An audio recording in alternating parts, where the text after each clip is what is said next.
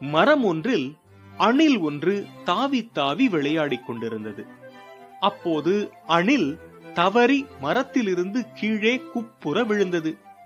எழ முடியாமல் கீச் கீச் என முழங்கிக் கொண்டிருந்தது. அவ்வழியாக வந்த யாரும் அதனை கண்டுகொள்ளாமல் சென்றனர். கார்த்திக் அந்த அணிலை கண்டு இரக்கப்பட்டு அதனை கையில் எடுத்து தடவி கொடுத்தான். எனக்கு உதவியமைக்கு நன்றி. உன் பெயர் என்ன? என் பெயர் கார்த்திக். கார்த்திக், நான் சித்தர்களின் ஆசி பெற்ற அணில். நீ செய்த உதவிக்கு நீ கேட்கும் வரத்தை தர என்னால் முடியும். நீ விரும்பியதை கேள். தினமும் வேலை செய்து வருமானம் போதவில்லை.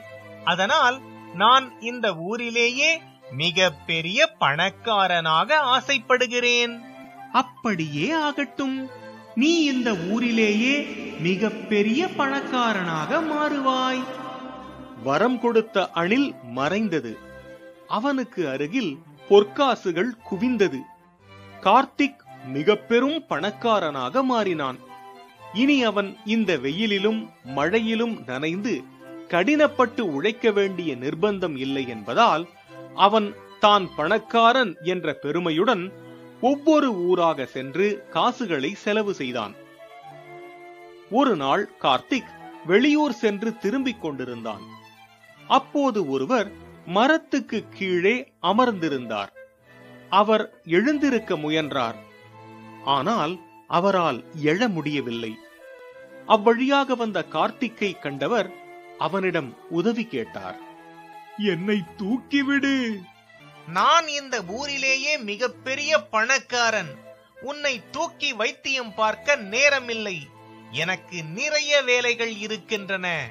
அப்போது அந்த மனிதர் அணிலாக உருமாறியது. கார்த்திக் அதிர்ச்சியுடன் அணிலை பார்த்தான். அது அன்றொரு நாள் அவனுக்கு பணக்கார வரம் கொடுத்த அணில். அணிலே, நீயா? இரு, உன்னை தூக்கி விடுகிறேன். உன் உதவி எனக்கு தேவையில்லை.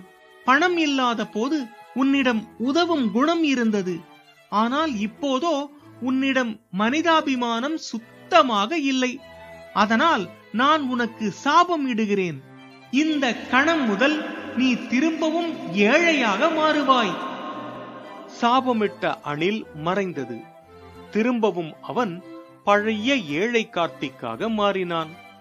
கார்த்திக் தன் தவறை எண்ணி மனம் நொந்தான்.